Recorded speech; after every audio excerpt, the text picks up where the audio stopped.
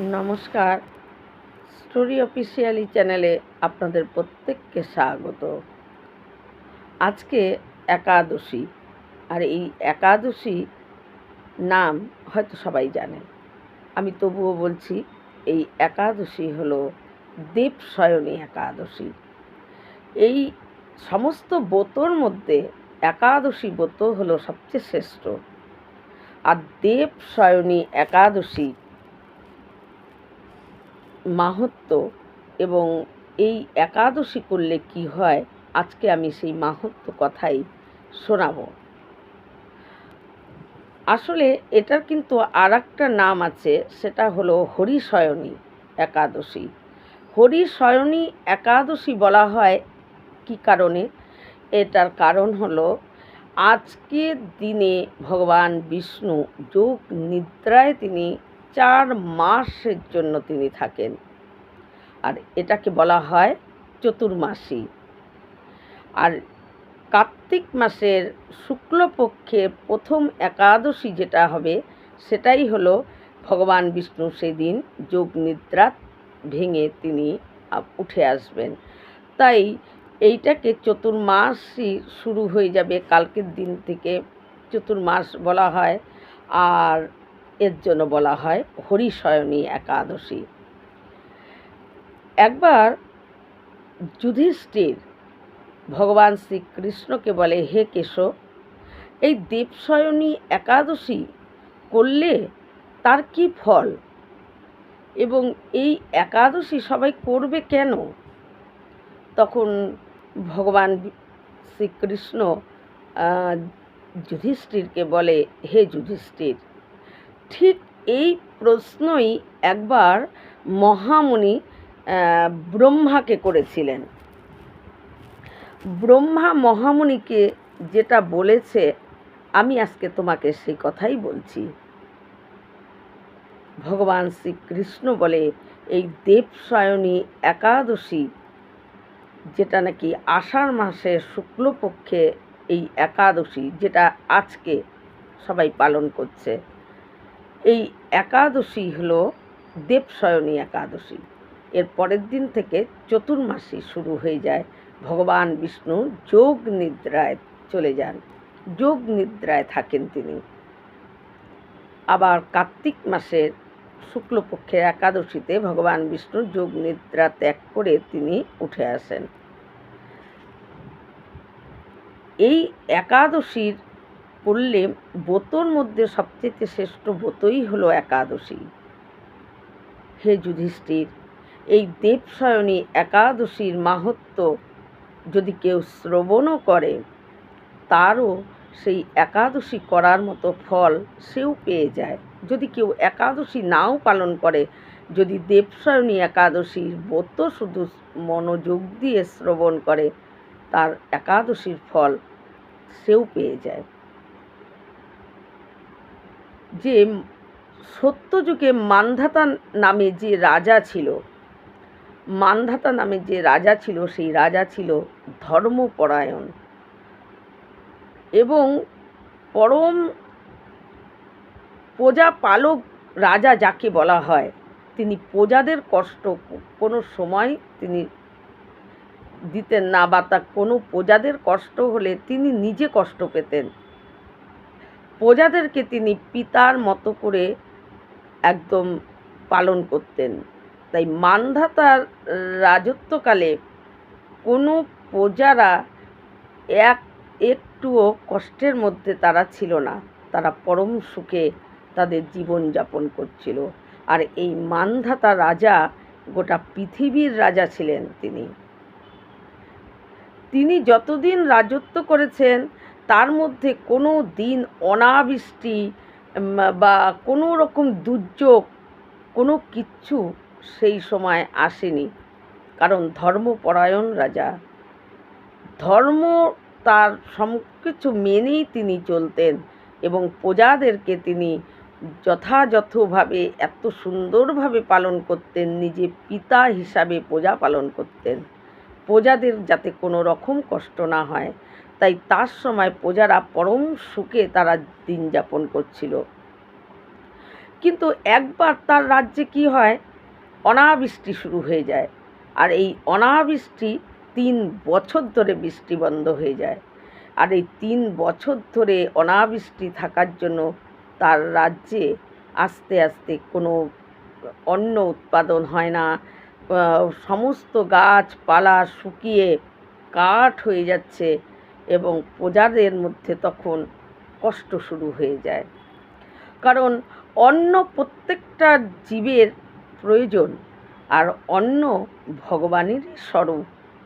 তাই অন্ন উৎপাদন হচ্ছে না, অন্নের অভাবে প্রজাদের মধ্যে খুব কষ্ট হতে থাকে। সমস্ত প্রজারা যখন আর কষ্ট সহ্য করতে পারছে না, যেমন যেন তেন প্রকারে কিছুদিন চলা পর যখন উৎপাদন বন্ধ হয়ে গেছে, তখন প্রজাদের তো টান পড়বেই, তারা কোথায় পাবে? তাই তাদের যখন প্রচণ্ড কষ্ট হয়, তখন তারা রাজা মান্ধাতার কাছে যায়, বলে, হে রাজন, আমরা খুব কষ্টের মধ্যে দিয়ে আছি, 3 বছর ধরে অনাবৃষ্টির জন্য কোনো অন্ন উৎপাদন হচ্ছে না, কোনো গাছপালা ফল ফুল কিচ্ছু হচ্ছে না, তাই আমরা খুব কষ্টের মধ্যে আছি। মান্ধাতা রাজা প্রজাদের কষ্টের কথা শুনে তিনি বলে যে রাজার যদি কোনো খারাপ কাজ করে, তার কষ্টভোগ প্রজাদেরও করতে হয়। তাই আমি হয়তো কোনো খারাপ কাজ করেছি, তাই হয়তো আমার প্রজাদের আজকে এত কষ্ট পেতে হচ্ছে বলে রাজা তখন বলে, মান্ধাতা রাজা বলে যে আমার মনেই পড়ছে না যে আমার দ্বারায় কোনো খারাপ কাজ হয়েছে নাকি। কিন্তু প্রজারা তখন বলে রাজাকে, হে রাজন, আপনি পারবেন, আপনি এই ব্যবস্থা করুন, কোনো একটা উপায় আপনি করুন যাতে বৃষ্টি হয়। বৃষ্টি হলেই আবার ফুল ফল ধান সব কিছু পরিপূর্ণ হয়ে যাবে, আপনি কোনো কিছু উপায় করুন। কিন্তু প্রজাদের কষ্ট দেখে মান্ধাতা রাজা খুব কষ্ট পায়। তিনি বিলম্ব না করে, প্রজারা তাকে বলা পর যখন চলে যায়, রাজা বিলম্ব না করে একটা ঘোড়ার গাড়ি করে রাজা জঙ্গলের দিকে ছুটতে থাকে। মান্ধাতা রাজা যে এটা আমার জানতেই হবে যে কেন আমার রাজ্যে এরকম অনাবৃষ্টির জন্য প্রজারা কষ্ট পাচ্ছে। এটাতে কি রাজার কোনো দোষ আছে, নাকি কোনো সময় কোনো একটা ভুল কাজ করে ফেলেছে তাই আমার প্রজারা কষ্ট পাচ্ছে, বা কেন বৃষ্টি হচ্ছে না, আমার এটা জানতেই হবে। এই উদ্দেশ্য, এই উত্তর জানার জন্য রাজা যখন জঙ্গলে জঙ্গলে ঘুরে সেই জঙ্গলের মধ্যে দেখে ঋষি অঙ্গরা মুনির আশ্রম, একটা ছোট কুটিরের মধ্যে তিনি ধ্যান করছেন, এবং রাজা মান্ধাতা ঋষি অঙ্গরার ওই কুঠিরে তিনি চলে যান। গিয়ে রাজাকে চরণ বন্দনা করে, তার স্তুতি করতে থাকে। তার স্তুতিতে যখন অঙ্গরা ঋষির স্তুতি করে মান্ধাতা রাজা, অঙ্গরা ঋষি খুব খুশি হয়ে যায়, তার উপর সন্তুষ্ট হয়ে যায়, বলে, হে রাজন, কেন তুমি এসেছো আমাকে বলো। তখন মান্ধাতা রাজা বলে যে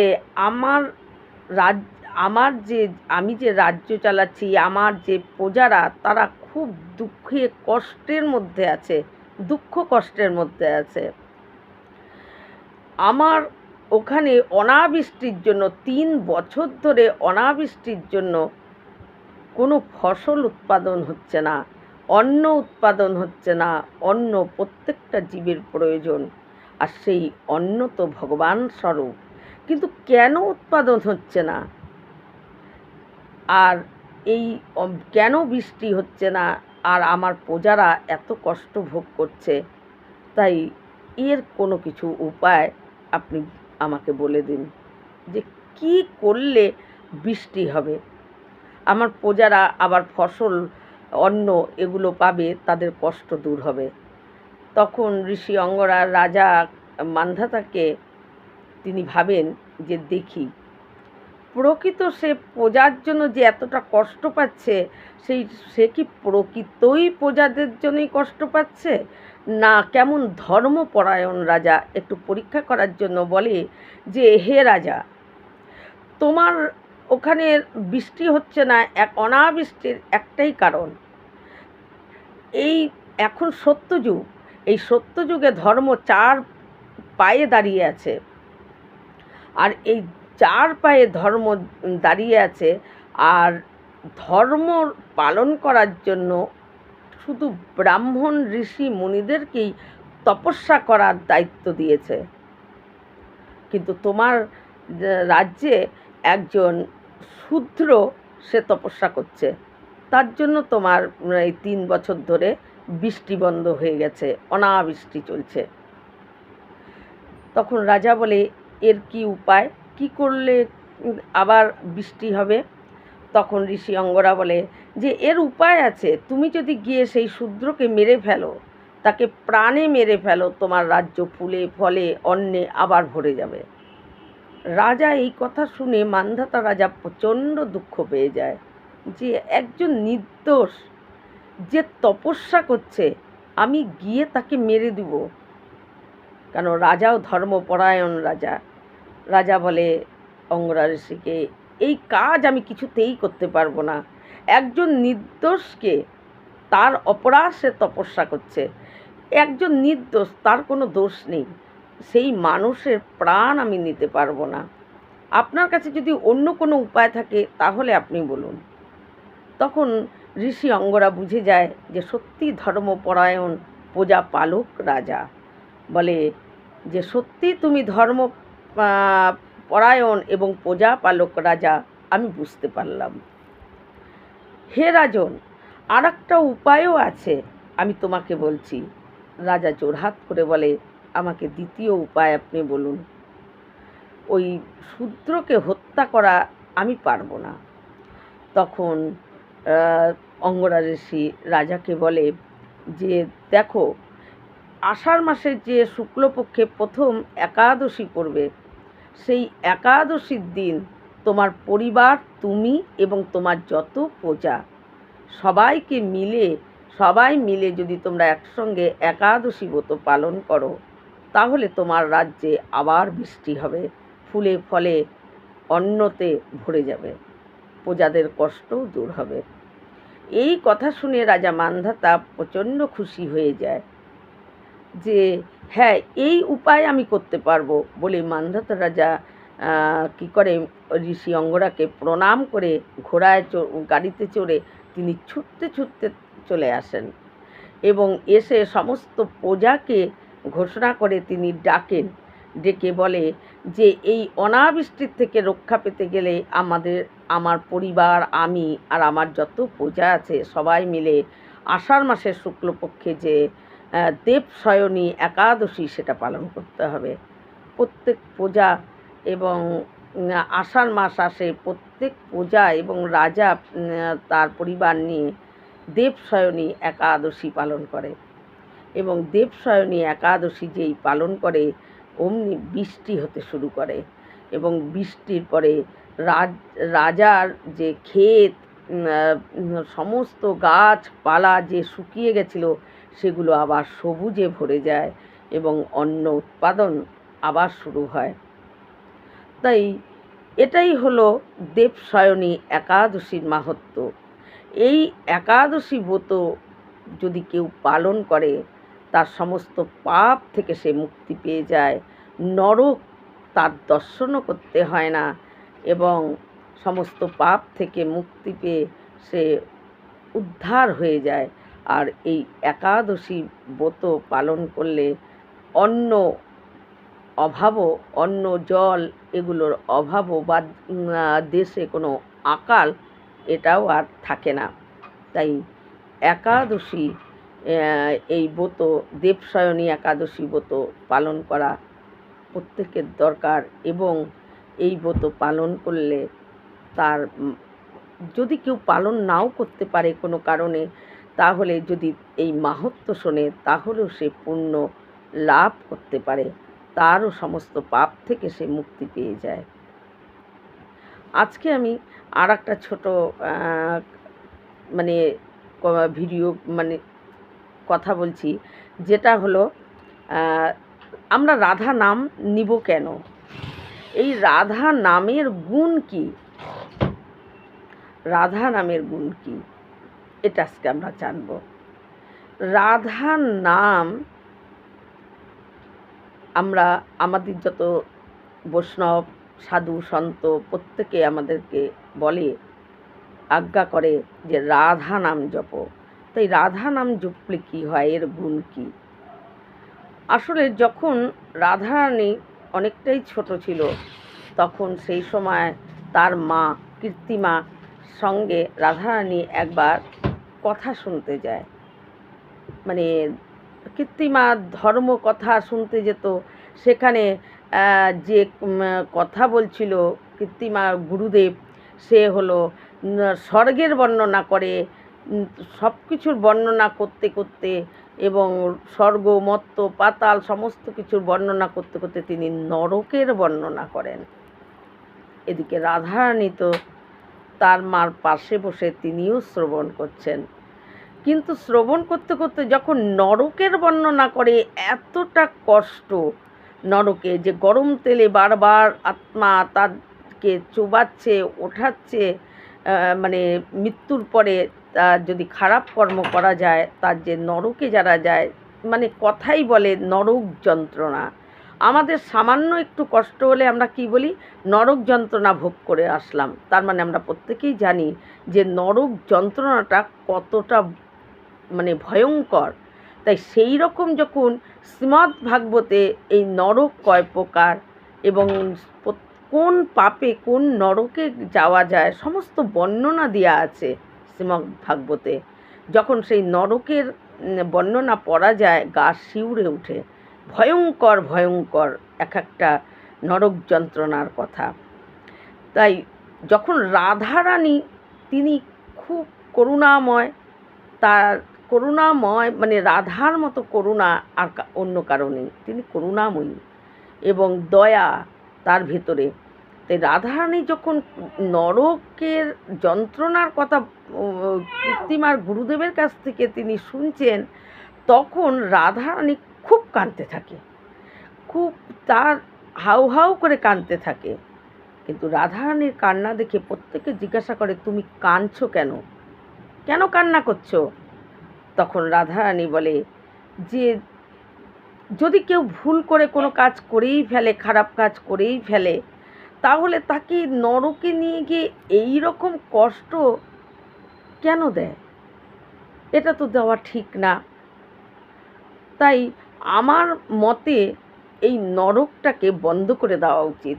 নরকে কাউকে পাঠানোই উচিত না, কোনো জীবকেই নরকে পাঠানো উচিত না। আমার মতে নরকটাকে বন্ধ করে দেওয়া উচিত। এই কথা যখন বলে, তখন রাধারানী কী করে, তার গুরুদেবের কাছে যায়।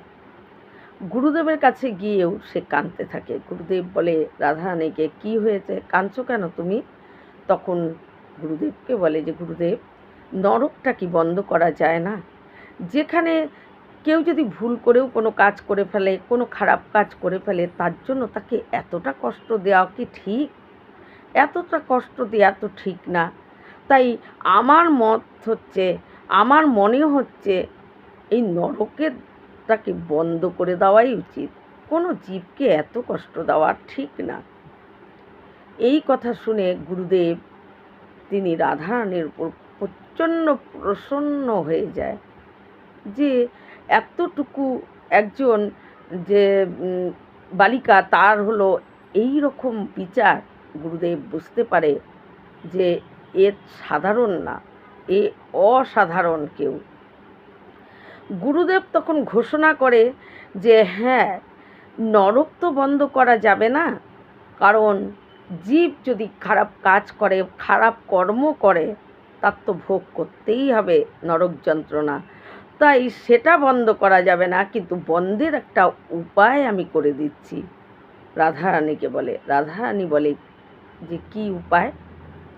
বলে যে তোমার নাম নেবে, যদি কেউ মন থেকে তোমার একবার রাধা বলে, সে কোনোদিন নরক দর্শনও করতে হবে না তার। যদি কেউ একবার মন দিয়ে রাধা বলে। রাধারানী খুশি হয়ে যায় যে নরক বন্ধ না হলেও যদি কেউ রাধা বলে, রাধা বলে যদি মন প্রাণ খুলে যদি একবার রাধা জয় জয় শ্রী রাধা বলতে থাকে বা বলে, তাহলেই তারা নরক দর্শনও করতে হবে না। থাকা তো দূরের কথা, নরক ভোগ করা তো দূরের কথা, তার নরক দর্শনও করতে হবে না। তাই আমাদের বৈষ্ণব, আমাদের যে সন্ত সাধু গুরুদেব আমাদেরকে এই উপদেশ দেয় যে রাধা নাম জপ করো। রাধা, এই রাধা নাম অমূল্য গুণ, যার রাধা নামের মহিমা সাধারণ, আমি একজন মানুষ, আমার বলার ক্ষমতাও নেই। ভগবান শিব এই নামের মহিমা ভগবান শিব গুণগান করেছিলেন। তাই দেবাদিদেব মহেশ্বরের পক্ষেই সম্ভব যে রাধা নামের গুণ কতটা সেটা বর্ণনা করার একমাত্র দেবাদিদেব মহেশ্বর তিনিই করতে পেরেছিলেন। আর তিনি ছাড়া কার এত শক্তি আছে যে রাধা নামের গুণ বর্ণনা করে? অপার গুণ, যার তুলনা নেই। এটাই হলো রাধা নামের গুণ। আর সেই জন্যই রাধা নাম উচ্চারণ করা আমাদের প্রত্যেকের দরকার। যে নাম এতটা গুণ, একবার ভক্তি ভরে নিলে নরক ভোগ তো দূরের কথা, নরক দর্শনও করতে হবে না, এত তার গুণ। ভগবান দেবাদিদেব যে যার নামের গুণ বর্ণনা করেছেন, তার সেই নামের যে কতটা গুণ, সেটা মানে কোনো মাপকাঠি নেই। এই রকম ভিডিও পাওয়ার জন্য আমার চ্যানেলটিকে সাবস্ক্রাইব করবেন, অবশ্যই লাইক করবেন। নমস্কার।